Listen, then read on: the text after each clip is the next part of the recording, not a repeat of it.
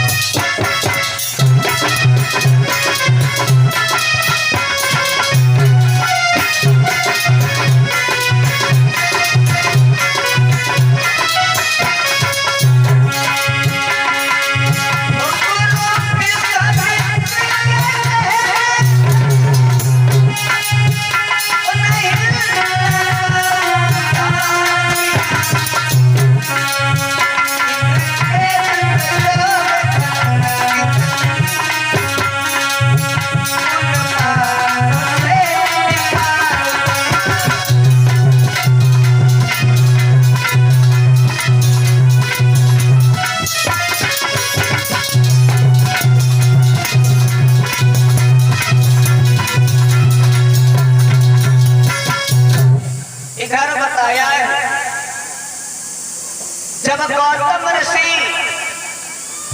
की पत्नी अहिल्या का जब उद्धार किया है भगवान श्री राम ने और आगे बढ़ते हुए चले। जब वार की पूर्णमासी को भगवान श्री राम जाकर के पहुंचे जनक के फूल बाग में तो एक कवि संकेत इशारा कर रहा है 2 लाइनों में कि चले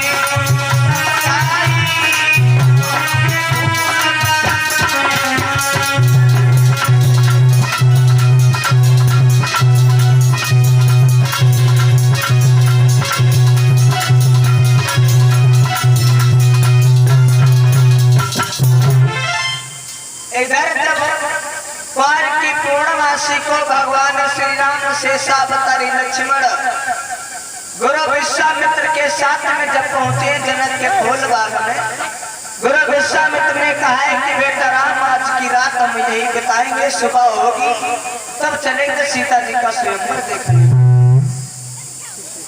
एक काम करो, तब तक आप जनक के फूल बाग में चले जाओ और पूजा के लिए पुष्प लेकर के बहुत जल्दी लौट गया। अब भगवान श्री राम शेषावतारी लक्ष्मण फूल लेने के लिए चले और उसी दिन मैया सीता अपनी सखियों को साथ में लेकर के मैया गिरजा का पूजन करने के लिए चले। भगवान श्री राम शेषावतारी लक्ष्मण जब बाग में पहुंचे जा रहे हैं, बहुत सुंदर सुंदर वृक्ष हरे भरे सुगंधित पुष्पों पर भंवरे खिलौने कर रहे हैं। और जब थोड़ा आगे बढ़े तो उन्होंने देखा है कि बहुत सुंदर सा तालाब है और तालाब के किनारे बहुत सुंदर सा गिरजा मैया का मंदिर बना हुआ। भगवान ने कहा है थोड़ी देर आराम कर ले फिर चलेंगे।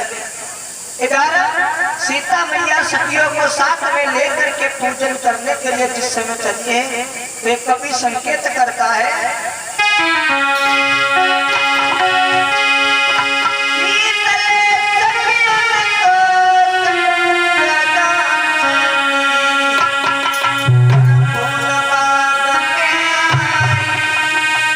जयमाला लेकर के जिस समय रंगभूमि में आई है तो एक कवि संकेत करता है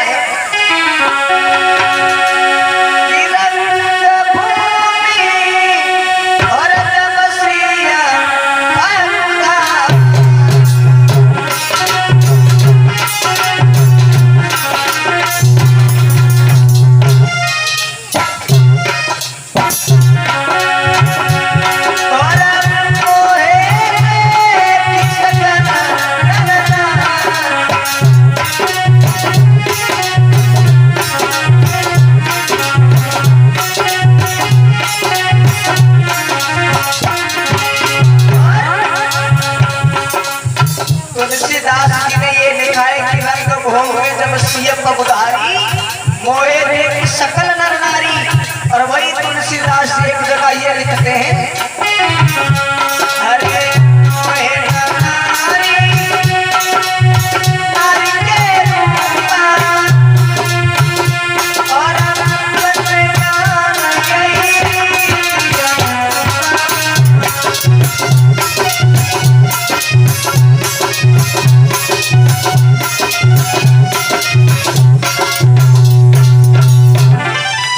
जवाब दिया है। एक जगह ये लिखते हैं कि रंगभूमि जब सीएम पगधारी यानी सीता जी ने जब रंगभूमि में कदम रखा है तो स्त्रियां पुरुष सब मोहित हो गए। और एक जगह ये लिखते हैं कि मोहे नारी नारी के रूपा यानी स्त्री कभी स्त्री को देख करके मोहित नहीं हो सकती। लेकिन एक कवि ये लिख रहा है कि जब से भगवान श्री राम ने अहिल्या को उतारा है कि जब से नारी और अहिल्या तारी और तब से नाम पढ़ो पगधारी। जब से सीता जी को अहिल्या को तारा है भगवान श्री राम ने तब से उनका नाम पगधारी रखा। यानी कि सीता जी को नहीं भगवान श्री राम को देख करके स्त्रियां पुरुष सब मोहित हो गए। इधर अब जब जयमाला लेकर के सीता मैया आई है रंगभूमि में, देश विदेश के राजा महाराजा धनुष को तोड़ने के लिए चले हैं। जब धनुष को तोड़ने के लिए चले हैं तो बताया है 10,000 राजा बैठे हुए थे, किसी के हाथ से धनुष नहीं टूटा। बताया एक कवि संकेत करता है कि भूप सहस्त्र 10 एक ही बारा और लगे 58 टरही ना। यानी वो धनुष कितना भारी था जिसमें 10,000 राजा लगे लेकिन फिर भी धनुष नहीं टूटा। और अगर टूट भी जाता तो सीता जी किन किन के जयमाला डाल, लेकिन ऐसा नहीं है। यानी 10,000 राजा वहां पर मौजूद हुए थे और 10,000 राजाओं को केवल एक ही बार मौका दिया गया धनुष को तोड़ने के लिए। भगवान ने भोले बाबा के धनुष में ये करामात थी, जो कोई भी उस धनुष को तोड़ने के लिए जाता था तो उसकी आदि शक्ति अपने अंदर वो खींच लेता, जिससे कोई हिला ही नहीं पाता था। अब जब धनुष किसी के हाथ से नहीं टूटा है तो श्री जनक राज जी कहने लगे इसका मतलब है इसका मतलब है कि अब हमारी बेटी जिंदगी भर कुंवारी रहेगी और हमने बहुत गलत किया जो अपनी बेटी का स्वयंवर किया। ऐसा ही नहीं, महाराज जनक जो थे अपने मन में सोचने लगे हैं और दूर दूर के राजा महाराजाओं से कहा है कि तजुआ और निज निज घर जाऊं और रचो न विधि पैदे विवाह। हमें लगता है कि हमारे बेटी सीता की किस्मत में विवाह की रेखी है। बेटी करके महाराज जनक जो थे रोने लगे हैं और कहा है श्री जनक राज ने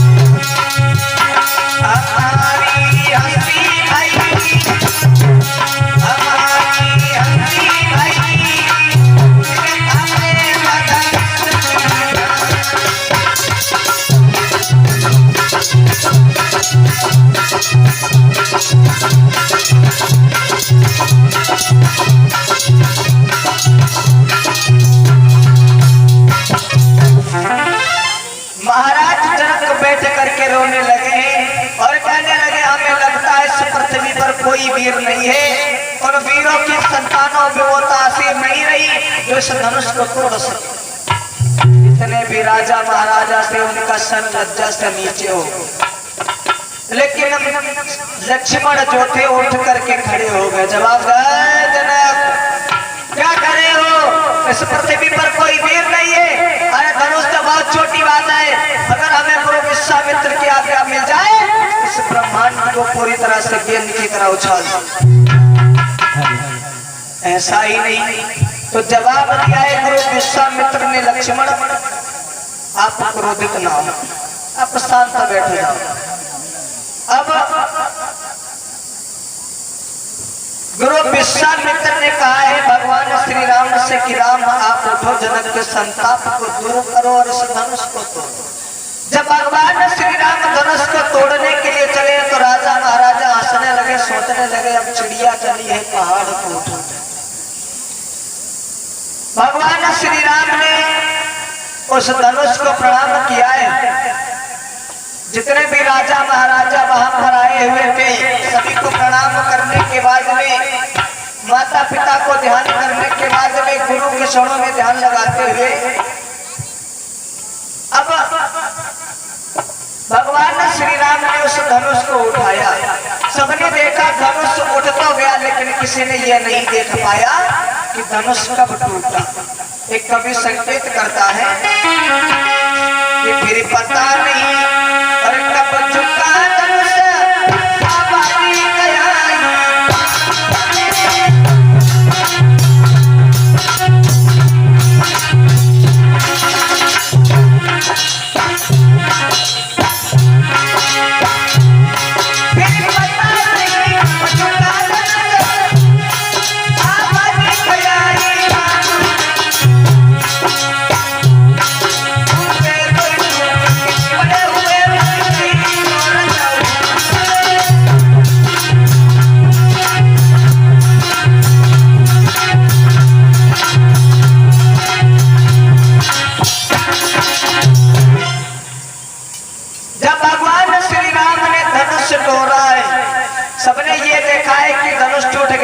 किसी ने ये नहीं देख पाया था कि धनुष कितने समय टूटा।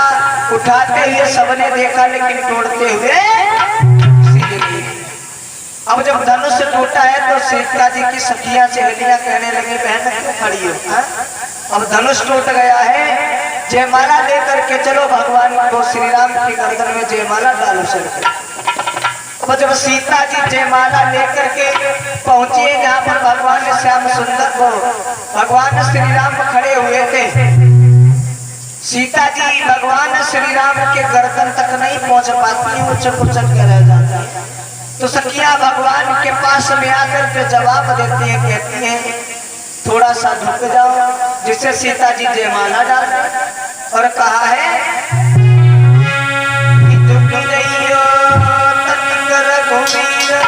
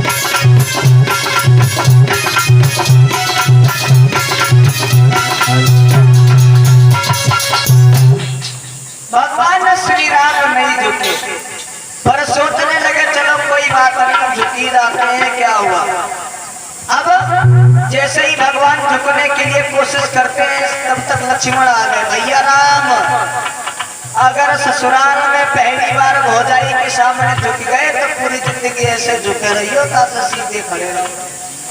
भगवान श्री राम नहीं झुके। तब सखियों ने लक्ष्मण से प्रार्थना की कि आप ही कुछ करो।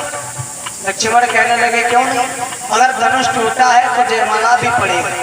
अब लक्ष्मण ने झुक करके भगवान श्री राम के पैर छुए। भगवान श्री राम ने झुक करके आशीर्वाद दिया है, सीता जी का मौका मिल गया, सीता जी ने जयमाला रामचंद्र की। अब सखियां सहेलियां भगवान श्री राम को गाली देती हुई बोली है,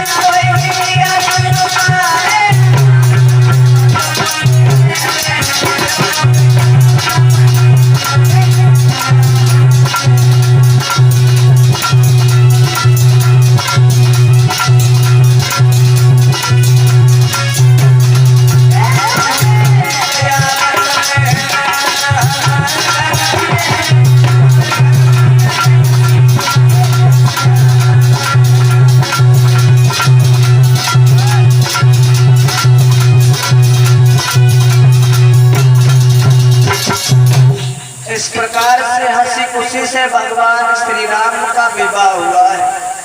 और भगवान श्री राम के विवाह होने के बाद में उनके तीनों भाइयों का विवाह वहीं से हुआ। लक्ष्मण का विवाह हुआ था उर्मिला के साथ में, और भरत का विवाह हुआ था मांडवी के साथ में, और शत्रुघ्न का विवाह हुआ था सुतकृत के साथ में। इस प्रकार से चारों भाइयों का विवाह जनकपुर में हुआ। बोलिए